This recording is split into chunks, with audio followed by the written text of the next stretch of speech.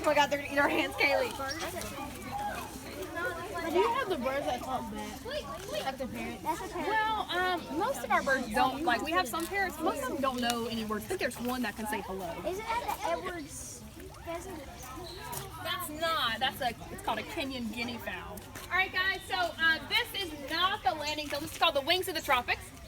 But this has a special two-door opening system because we have a lot of birds that are free flying in here. They're very small, so finches, hummingbirds that we do not want to escape. So what we're gonna do is we're gonna do probably about 50 guys at a time.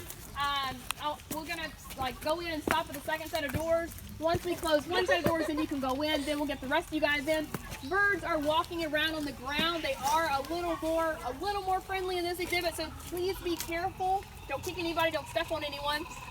Just be conscious of where your feet are. So I'll let about half of you guys go in. I'll open this door right here. So if you'll stop at the second set of doors, smile in there. Half, guys, half. Stop. I'm already in here. It's too late.